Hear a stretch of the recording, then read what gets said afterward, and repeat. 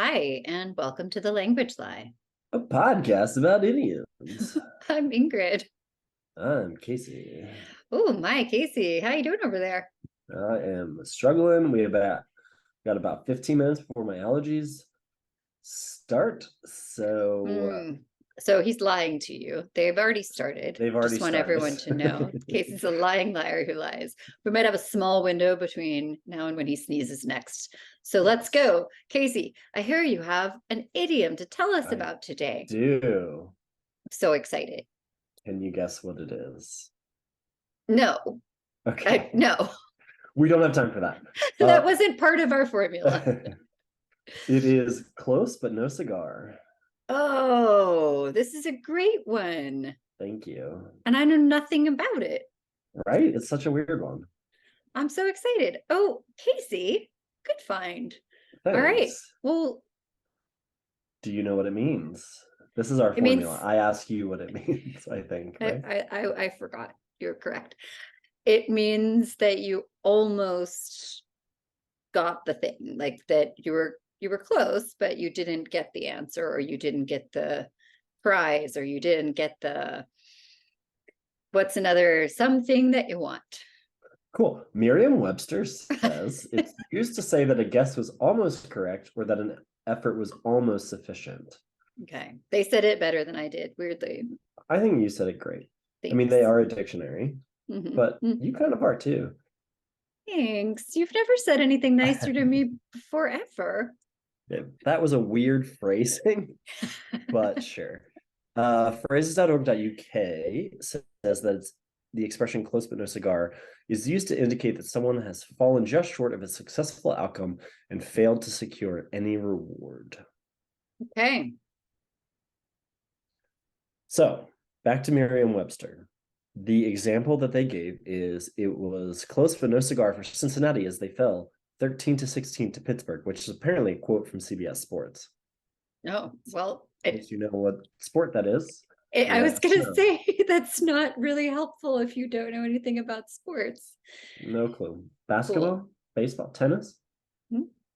Just not soccer, probably. Yeah, if there was a match that was 13-16. Yes. Crazy. Do you know where this idiom originated? I have no clue. And I'm really excited about the fact that I have no clue.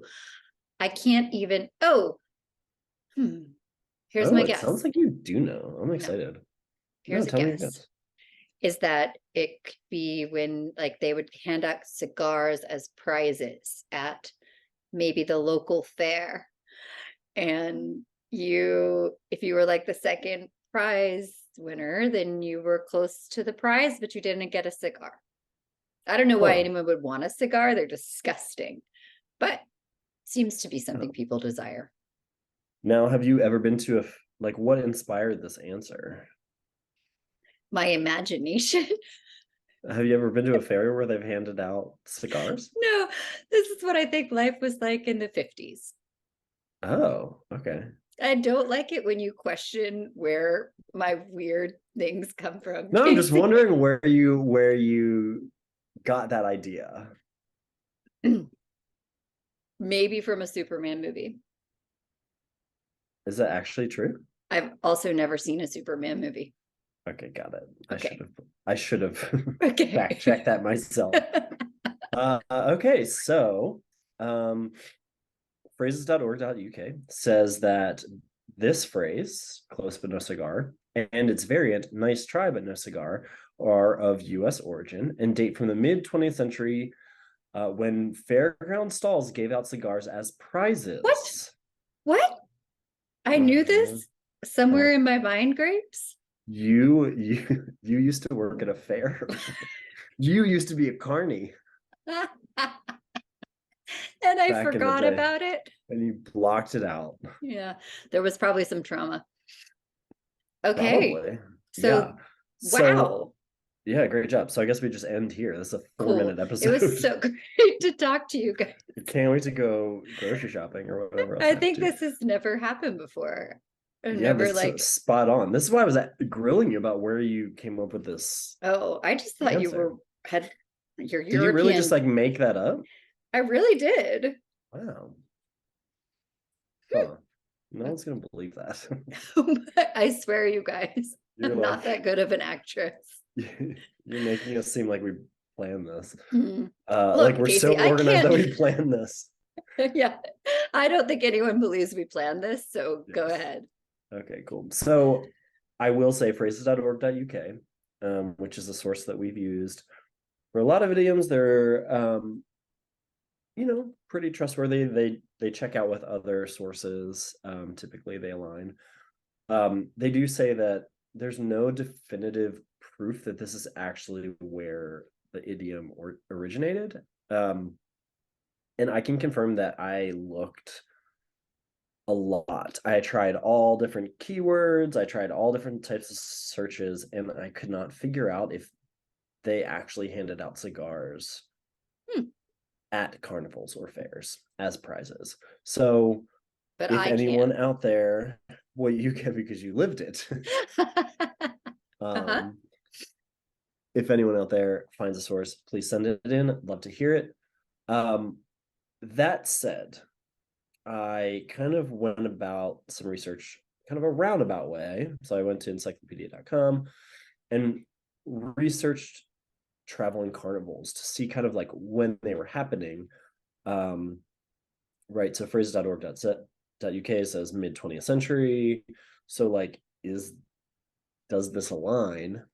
So encyclopedia.com says that the golden age of the traveling carnival was between 1870 and 1920, give or take, with P.T. Barnum taking his show on the road in the 1860s. Big name in Hmm. circuses. And although I think P.T. Barnum was mostly like oddities Oh, show to start. Yeah. Which there's a lot of like ethical, yeah, there's moral a lot of problematic stuff to stuff. unpack there, Hmm. but regardless, Those things do not hold up. yes, eventually these traveling shows overlap to include a more traditional circus, and eventually began to include miniature amusement parks and games. So the advent of the railroad allowed for much easier travel between towns, furthering the market for carnivals and the potential dissemination of this week's idiom. So in 1902, there were around 17 traveling carnivals, give or take, from encyclopedia.com. The number jumped to 300 traveling carnivals by 1937. Hmm. So huge increase. So it would make sense that the idiom found its way into the vernacular of the United States and also into a script published in 1935. So from phrases.org.uk, the first written use of close but no cigar in print is a script published in 1935 for the film version of Annie Oakley. Close, Colonel, but no cigar. It appears in U.S. newspapers starting around 1950s and onward. So it kind of started there, and kind of worked its way out, and it's been pretty steady use since. So Amazing. again, we did not script this. Ingrid was actually a carnie Yes, I in was. her previous life. Anyone who's ever met me would believe that Yeah, wholeheartedly. Yeah, yes. Even the sundress you're wearing right now screams it's real carny. carnivore. Yeah. Just throw a Uh, blue ribbon on this sucker. so I even tried to look up imagery of carnivals. And Oh, I see, I think couldn't. you were just having fun at this point. No, nothing was fun. No, I was just trying to see like, are there Are there cigars there? cigars in a lot of these pictures from back in the day, and wasn't really finding anything. One thing I did find, which I'm sending you now, is some lyrics that I would love for you Oh to man. read to me and probably the 8 listeners we have left. Oh, am I gonna read this whole Um, thing? yes. Oh. Now, I will let all the listeners know that prior to our recording, I messaged Ingrid and asked her to listen to a song before we record. The song is Short Skirt, Long Jacket by Cake. Apparently, Ingrid is very well versed in the song. Unfortunately, I do not want to be. I'd like that known. I have no desire to have this song be part of my life. It was part of my life in high school or something like that. And I was very happy to be rid of it because it's atrocious. But now my child likes it. So. Well, none of that matters, because what I want you to do is I want you to read these lyrics in the style of that song. Oh. I was wondering why you wanted to taint usually you send me something out of the blue and I have to read it and I'm like, I mean, you can do it however you want. Okay. But that style. We're not. You do whatever you want. We're not an acting school here. You do whatever you want. I don't care. Well, then what are we doing here, Casey? All right. Jillian was her name. She was sweeter than aspartame. Her kisses reconfigured my DNA, and after that, I was never the same. And I loved her even more than Marlon Brando loved souffle. She was gorgeous. She was charming. Yeah, she was perfect in every way, except she was always using the word infer when she obviously meant imply. This is a song? Keep going. And I know some guys would put up with that kind of thing, but frankly, I can't imagine why. And I told her, I said, hey, are we playing horseshoes, honey? No, I don't think we are. You're close, but no cigar. Is that is also, I don't think I did it in the style of short skirt, long jacket, but I couldn't figure out how. Yeah, that's why I asked you to listen to. I gave you one homework assignment. I did it. That was Close But No Cigar by Weird Al, off of his 2006 album Straight Outta Linwood. Oh, is it supposed to be to the tune of I Want a Girl in a Short Skirt, Long Jacket? Well, look, guys, you got some of it. I want you to know that rhythm. I can't sing. So even if I had tried to do that to a tune, it would have probably sounded about the same. I think that you did great. I can't imagine how to do that. So it's also a ton of lyrics before the chorus of You're Close But No Cigar. Also, I mean, it didn't really make sense to cut the verse in half because it wouldn't have made sense. So I just gave you the whole thing. Oh, you thought it made sense? A little more for you thought listeners. It made sense as it was? I mean, no. Cool. But yeah, and so that is it for Close But No Cigar. That's a great idiom. I am sorry that it's the one I guessed because it also has a super fun background. Yeah, it's amazing that Casey. You guessed that. Well, I don't understand how you did it, but okay. I think there's sometimes information that's in my head and I don't have any connection to it. So does this mean we did this episode already? Just kidding. You'll write it and tell us. Okay, so I'm gonna send you for our international idiom section. Woo. I'm gonna send Casey this little thing to read. I love that you said Jesus Christ, like I'm just like you forget about it every single time. Also, like it's payback. It's immediate. A snake ret fra leveren. Ah, snake ret fra leveren. I feel like that was better. This is a Norwegian idiom, so I want you to read it like a crazy Norwegian person. Didn't I? Yeah, the second time was closer to what, I love to make fun of a Norwegian, so good work. Wow. I know. Okay, we gotta cut that out of there. It's okay. They already hate me as a Swedish person, so it's fine. This literally means to speak directly from the liver. And the English equivalent would be to speak without sugarcoating. Interesting. To speak directly from the liver. That's what I'm going to start saying. What does the liver have to do with anything? I don't know. But what does sugar have to do with it? Sugar makes sense. Okay. Make something sweet. Yeah. It's there's a pretty direct line there. And I wonder, because we talked about the liver playing a role in Green with Envy.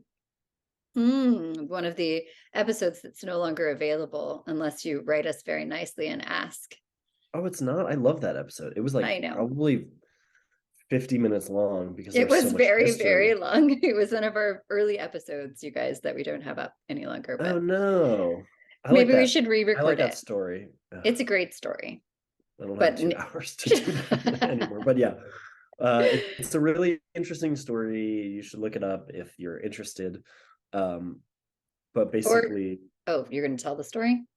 No, just like the liver has something to do with a disposition, essentially. In ancient Greek, they thought that has to do with humor. Exactly. They thought that each of the organs had something to do with the disposition, and so I wonder if the liver. I mean, I know these are different worlds, but geographically, but I wonder if they're linked. Yeah, agreed. Someone tell us. Please do. You can do that if you'd like to send us an email at our email address, thelanguagelie@gmail.com. You can also slide into our DMs at thelanguagelie on Instagram, Twitter. Yes, I have never put anything on Twitter, but one day we will. Yeah, and you can also, there's some fun stuff over on our Patreon. Call our cell phones. Oh, I don't call my cell phone. I will not answer. Probably don't even message me. Just don't try to reach out. It's fine. If I need you, I'll call.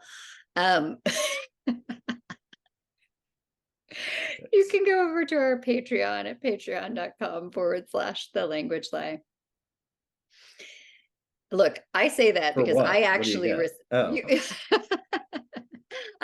some like dirty idioms over there. Yes, we have some dirty idiom episodes that are really fun to listen to, where Casey just tries to embarrass me. It's very easy. Yes, and maybe we'll put some more of those up there someday. We'll see. Yeah. So thanks for listening, guys. Hope you have a wonderful week. If you'd like us to research an idiom, just let us know. Bye. Bye, y'all.